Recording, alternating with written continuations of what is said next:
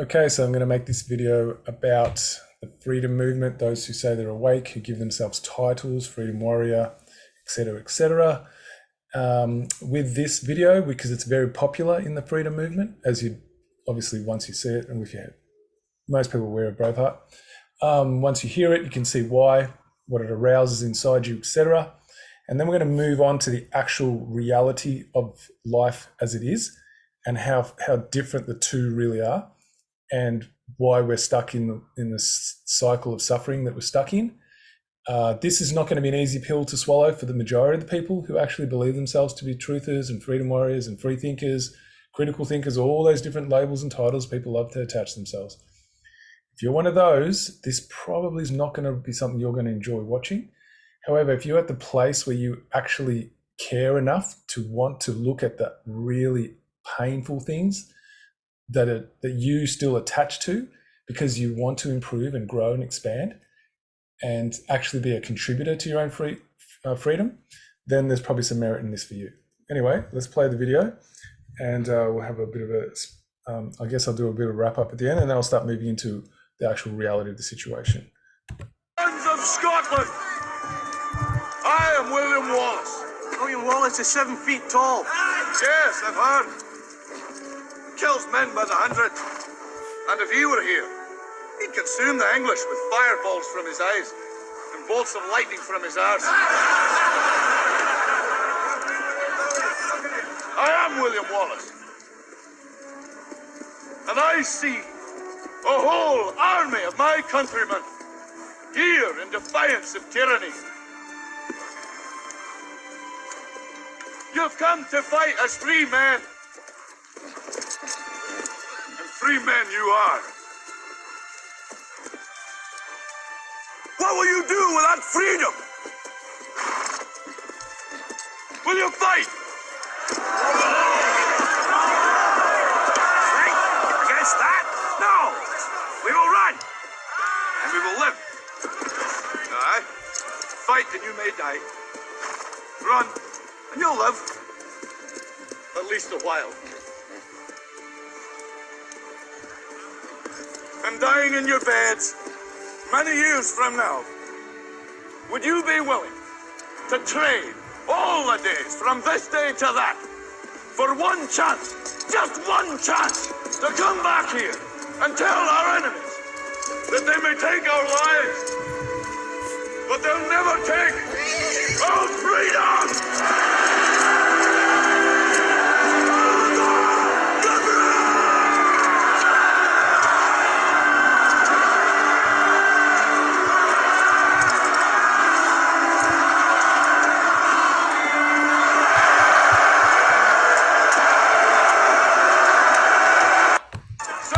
Whoa, that wasn't meant to happen. All right, so what are the central messages there? Well, the first one, when someone said 7 foot tall, that's still that idea, that mythology, that there's some great big all-powerful force that's going to come in and swoop in and save everyone, so they don't need to actually do anything for themselves. So right there, the message is learned helplessness, right? And so what he's doing is he's showing I'm just like you, no different. And the difference is I'm actually standing in my power. That's it. That's a choice he's given them. So that's what he's letting you know, that you have a choice. Every single moment you have a choice. And ultimately, if you want freedom, then it requires action.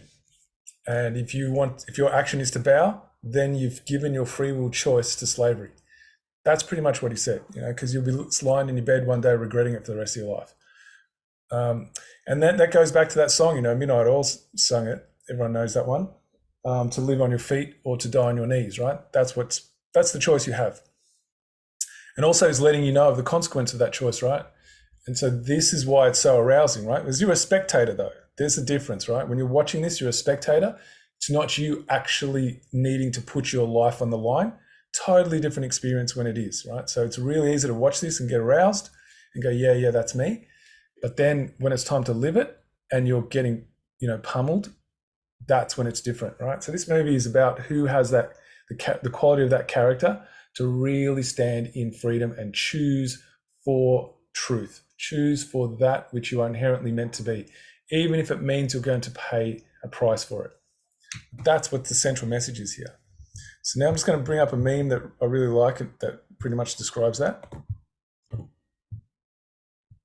Okay, so this is essentially what the central message is. Nobody's coming to save you. Get up and be your own hero, right? So most people intellectually understand that, but here's the actual reality of the situation. When it's time to actually act, that action is what changes your reality, right? How many people are actually going to do it and how many have the will to do it, right? So now I'm going to show you a real life text that really shows the true nature of where people are still at, right? So how much suffering we've endured to this point, and still this is the prevailing mentality. So I'll be right back. Okay, so here's an actual text that obviously this is going to show you how people really operate in reality when there's things on the line which they've attached to in their minds, not in reality, but just in their minds. They've got a mental attachment, and that's actually been coached into them. So it really shows you the true nature of how deep slavery runs. So here we go.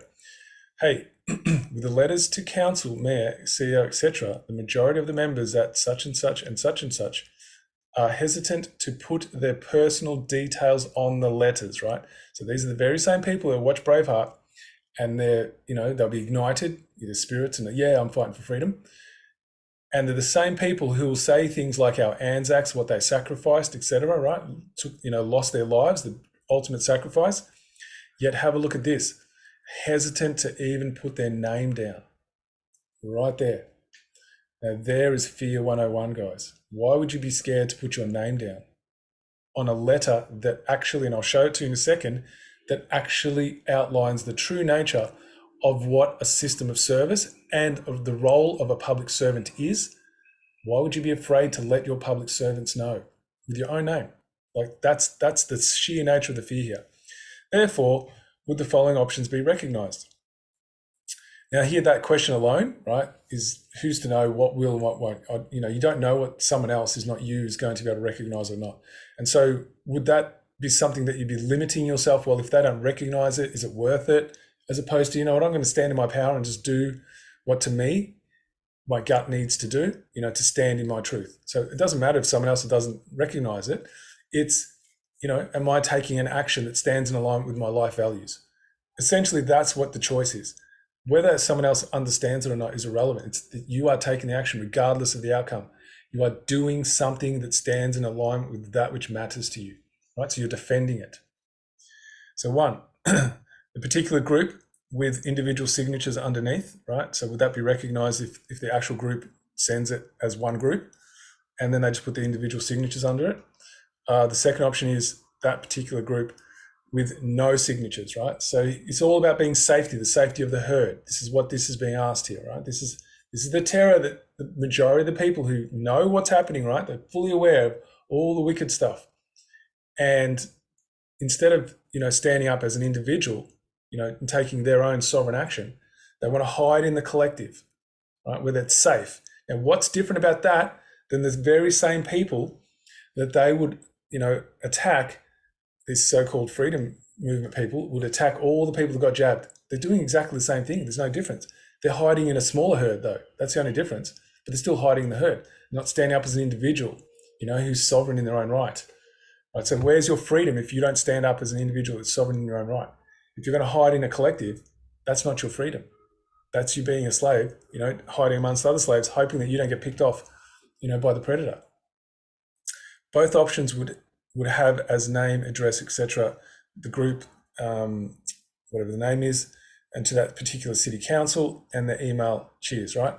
So there it is right there, right? Now I'm just going to play. I'm going to show you a portion of the letter, then I'm going to play you something that might explain the true nature of what this and how this mentality comes to be and how it's a programmed state. But first I'll show you the letter, or portion of it, should I say. Okay, so I'm only going to read a bit of it, not all of it. So here it says, a document that purports to, so this is like documented fact that can be found out. A lot of people still who get into the waking up think the 1901 is actually their common law and their protection and stuff like that. So this actually outlines it, that it's actually not. And it goes into principles. So here we go. Any document that purports to be a constitution granting sovereignty to Parliament is a deliberate act of deception.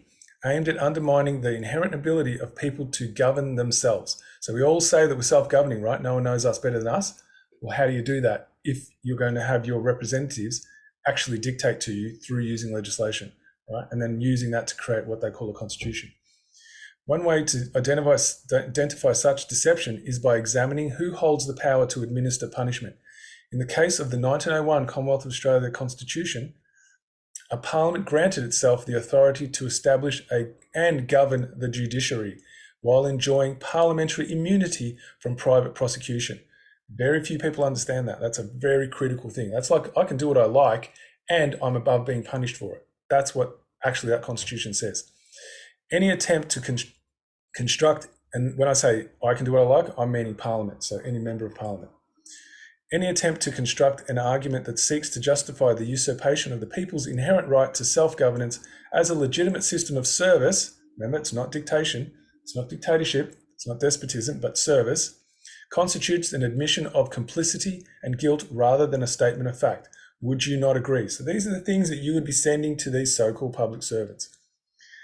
Our English Commonwealth Constitution preserves and protects a voluntarist way of life. So what does that mean? It means that you make choices all the time in what you're willing to give your time, energy, and labor into. You are never coerced. As soon as you're coerced, that is dictatorship, right? So if you want to live free, it needs to be free from coercion. Now, all this system is one massive system of coercion. So it's not a system of service, right? It's dictation by stealth. That's what we've been living under. And that's what that Constitution actually shows you, if you understand what you're reading and how to actually interpret it for its true nature. So it says, a way of life as it serves as the agreed set of boundary conditions necessary for people to live as individuals, not a collective, individuals interacting with others on a voluntary basis, while ensuring that no one person's individual rights are transgressed. So you can't have freedom if the individual doesn't have the freedom of choice, because then you've got a collective of individuals with a freedom of choice, right? That they're all protecting for each other. The political party system, along with the accompanying voting process known as adult suffrage, right? So most people have been trained into believing democracy is voting. No, it's actually adult suffrage. You probably want to look that term up. Was deliberately created to deceive and dilute the more direct rule of law. This law preserves the inherent ability of the people to shape the character of society directly through the jury. In our proper system, that's the way it was originally set up to be, there is no requirement for politics or the imposition of policies to dictate moral behaviour to the people. It is not the role of an administrative system of service to involve itself in the minutiae of our daily lives. Right? Really critical information there. So that's all you're doing, is you're just stating facts as they exist in the laws of nature. Right now, I'm just going to scroll down a little bit and show you just one more aspect. Okay, so here it says this is the democratic rule of law. This is what actually is. And these are the protections under it. The right to trial by jury of peers means social equals, not trial by government or its employees. That's what every single court in this country and throughout the Commonwealth is. It's trial by government, which is your masters. The right and duty of the juror to judge on the justice of government-made law, which is legislation, and its enforcement in finding the verdict in trial by jury. So people actually get to decide on all matters to do with if there's been a breach of someone's integrity, if there is going to be any punishment, what it's going to be, not government-paid employees, judges, etc., magistrates. Freedom from arbitrary arrest and unfounded claims. Now you think now there's family violence orders or apprehended violence orders they have, right? No evidence is required. It's just someone's hearsay. That's taken as a statement of fact. And then you're suddenly under arrest where there's been no crime, right? That's what that's protecting, that you just can't do that. You just can't invent something and then just punish someone for it, right? Because that's basically living like under robber barons and warlords. That's basically what that is. Freedom from arbitrary detention, which happens all the time. We know that. And equality before the law. So everyone is equal regardless of what your title or stature is, right? If you do anything to harm anyone else, you get treated the same as anyone else would. Last one I'm going to read. For public servants to utilise legislation as a means to impose their personal moral standards upon the people they are sworn to faithfully serve is by definition institutionalised treason and akin to despotism. So these are just some of the things in that letter, right? And that's all you're doing, is you're stating verifiable facts, right? And people are afraid to put their name to that. What does that tell you? Very important, right? So, these people who think that they're free and want to fight for freedom are too terrified to stand up for truth as an individual. That's the state of play where we are now. And now I'm just going to play a very small excerpt from, I love this video and I love the way this woman puts things. Really got away with actually explaining it in a way where it can't be confused. And so this will really show you the level of programming that still runs deep in most people who want to say that they're freedom fighters, etc., awake and stuff like that, who actually love using that title and promoting that about themselves. But yet their behavior shows you they're still in that slave mentality. And here's an explanation as to why and how that's come about. It triggers people's learned helplessness and low self-worth, inculcated into us through years of government schooling, leading us to believe that we are nothing but powerless pawns in a grand global drama in which we have no agency. We are mere spectators, passive recipients of what happens to us, not active participants involved in the creation and direction of our own lives. Important events, we are told, are controlled by important people, which most certainly does not include us. We're nothing. We're nobody. We're just insignificant little specks who should be jolly glad and grateful that these big gallant heroes are deigning to pay some attention to our pet cause. Now, get back to worshipping them. Shut your face. Know your place, you snivelling little worm. That is the exact message school exists to program into children, as was confirmed by veteran teacher turned anti-schooler, John Taylor Gatto. All right, I'm just going to leave that part there because there's a bunch of other stuff in there. I'm going to use it for another time. But that essentially is what's still running deep in the back of people's minds. That's been inculcated into them so deep they can't even see it. So this is an opportunity for people to actually start looking deep into themselves as to how they allow themselves to fall into the same traps over and over again while they say they want to be free. Right, so that's an opportunity for people to do that. Now I'm going to come back with what happens when we remain like this. This is what we're actually asking for, alrighty? And this is why we get who we get coming forward. So we're actually asking for it while we stay in this mentality.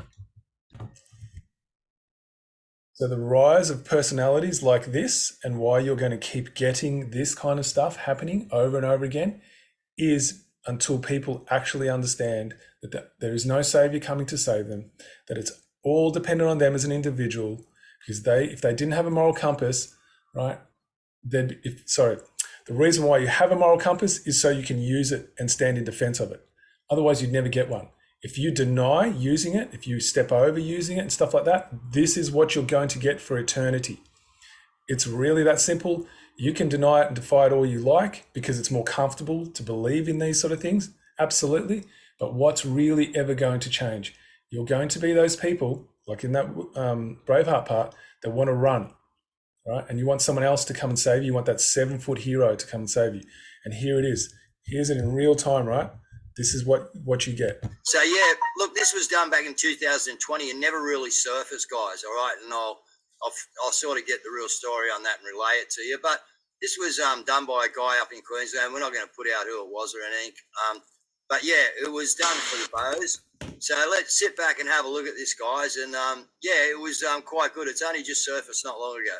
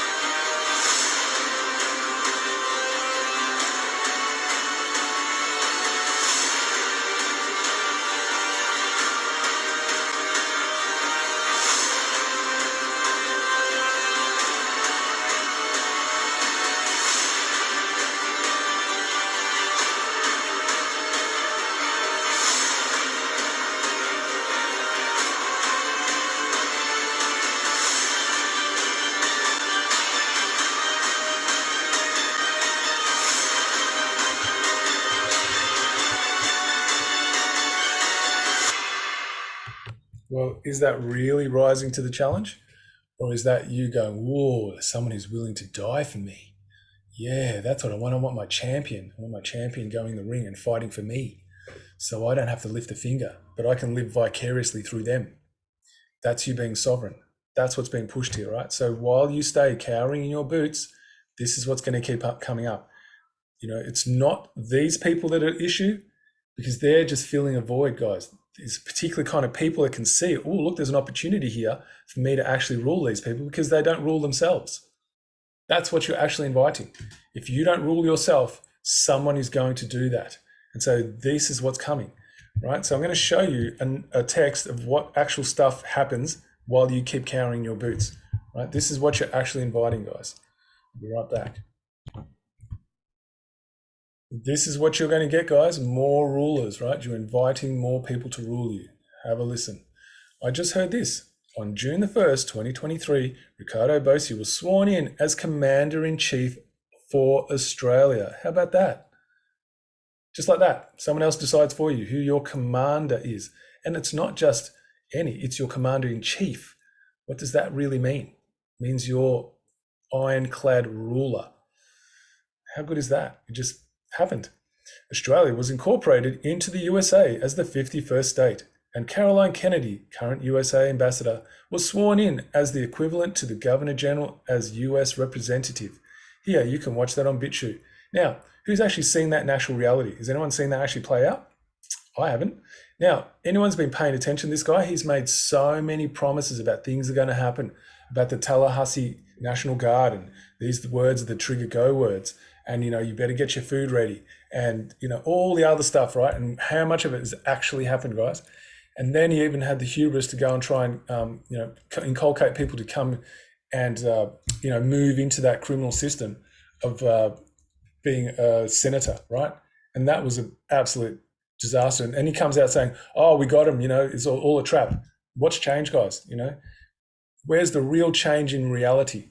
So if you love entertainment, keep watching this stuff, right? And keep doing nothing. Or you can go, you know what? I'm a free individual who has sovereign choice. What's the best way that I can actually stand up for my life values right now in this moment? Is it by believing this stuff and sitting on my hands and then being terrified to put my name to something? Is that the best way I can do it? Because that's what these psyops are for, guys, is to make sure you do nothing because you still believe a savior's coming. All right, nearly done, guys. Just a couple more things. All right, I love this one. This one says it all. It's so well put. But what can I do? I am just one person, said 7 billion people. That's how it works, guys. While you still believe you're powerless, right? That's how you're controlled. And it's right there. Now, 7 billion people believe, you know what, I can do something right now. I can do something that might seem insignificant. If my neighbors go do it with me, it's going to be pretty significant. And that's the difference. It's all about how you perceive. And if you see yourself as being limited and incapable and having no power, then you'll do what these people, what's written here. And what that text is. That's what you'll start cowering in your own boots, right? Go, well, I want to do something, but I want to be safe. Do you know what I mean? Your safety doesn't come from fear. Your safety comes from you and your collective coming together and standing up for truth. There is no other way. If you don't protect truth, you're going to have slavery. And so each individual has that responsibility by the sheer fact that you're born into this reality where you have a moral compass. And it's up to you whether you stand in defense of it or not. That's your true power. Nothing can defeat that if you are doing it and others come with you side by side, right? It's undefeatable. But while you think, oh, well, if I just do it by myself, I'll get my head shot off, right? Well, you still believe that, you'll never action it. And then everyone else that thinks the same, here we have it right here. And that's what we're living in. You want to be safe, thinking you can be safe while you're actually being violated. That's the contradiction. You're being more and more violated, right? You know something's not okay. And you think you can still stay safe while you're getting further and further violated and pushing further and further into the prison, right? At some point, something needs to snap and a decision needs to be made, right? There's no more fence sitting here. That's what's here waiting for you. So then I'm going to give the response to that text that I originally showed you. All right, here's the reply. There's no right way to anything, but there is a way that has greater impact.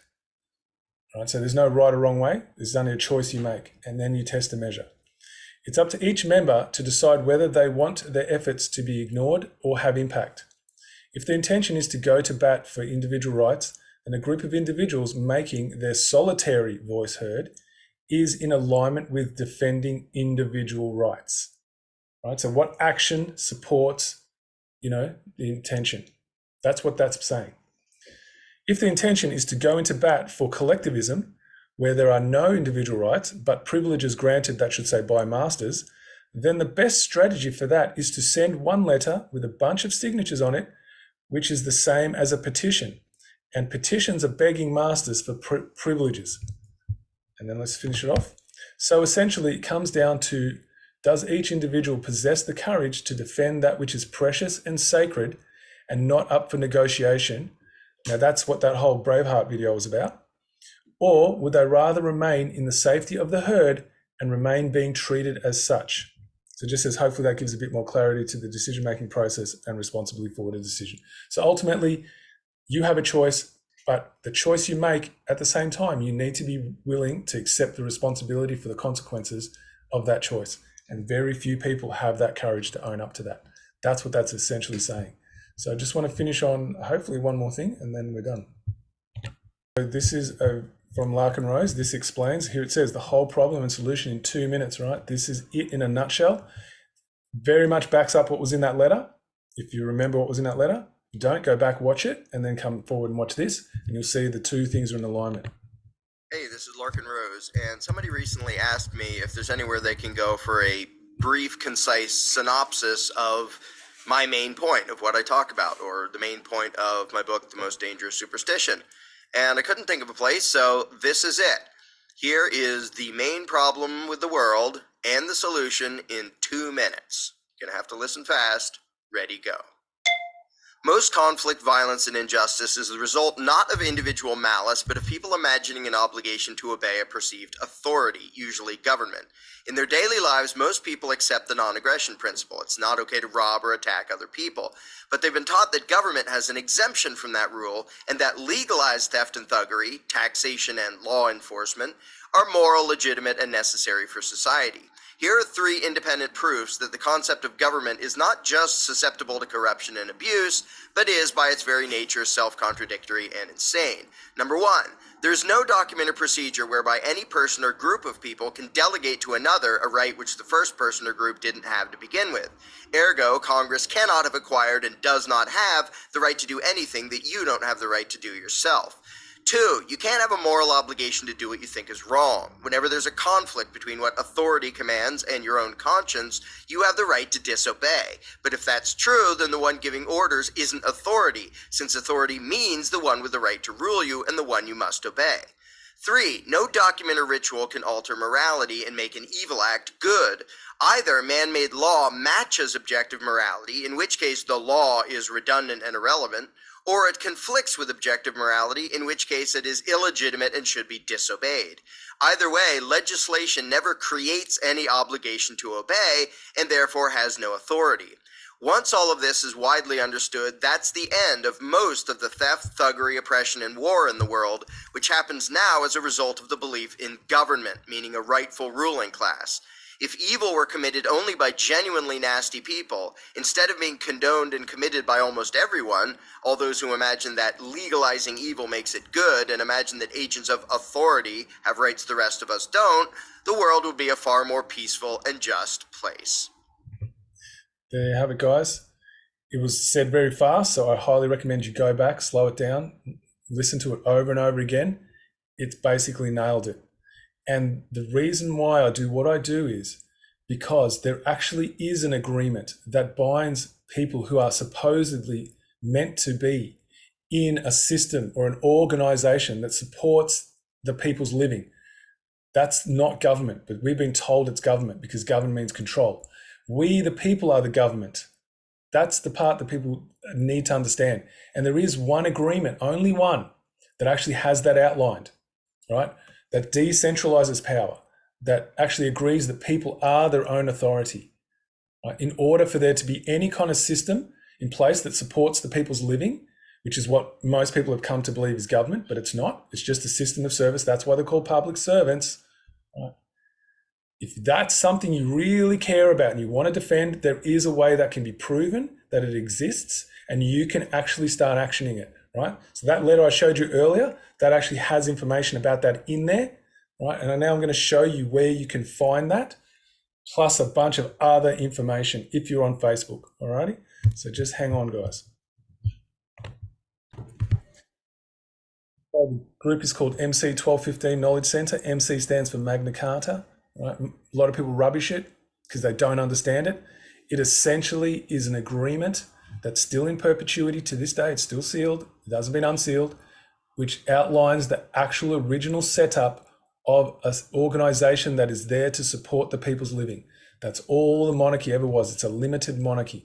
It's there to provide provision of services to the people, nothing else. So they don't have the right to write themselves into any kind of authority. That's what that letter that you've seen is explaining, right? It's about people understanding the true nature of how they're self-governing and what they agree to live under as a collective, right? And it's all there, guys. And that letter I showed you is in there. There's one for police constables. There's also one to the judiciary, right? It explains the same stuff, but just in their specific instance. And they're little ways that you can now start implementing your own power, right? As an individual, because it's when the individuals come together, showing those criminals who are pretending to be servants that we all know the truth, that's when they start to panic, right? And if you don't have the courage to do that, right, then you take responsibility for the fact that you're still waiting for your savior and that you're contributing to more slavery.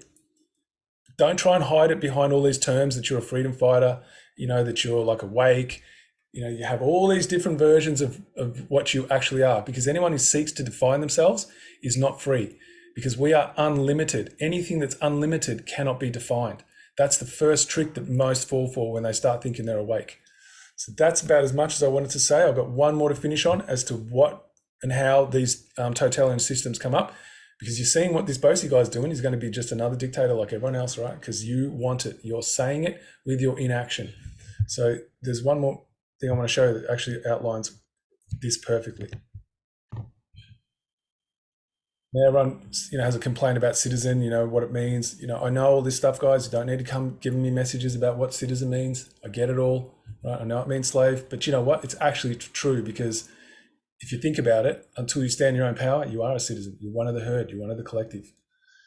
Citizens often focus on the personal histories of the villains of authoritarianism instead of the factors in their respective societies which made their rise possible. That's what each individual has the responsibility to actually own up to. And if you don't own up to it, right, then you take responsibility for the fact that you're contributing to the very thing that you're saying you're fighting against. That's the state of reality, because the laws of nature are dispassionate. They don't care about your opinion, right? You can, talk yourself into all kinds of delusions. That's all fine. But the actions you take are what stimulate change. And if you just keep doing the same thing, coming from the same way as seeing the world, the way you've been programmed, then you are contributing to more slavery. Whether you like the sound of that or not, that doesn't change anything, because your reality is what's going to show you the truth, not anything I say.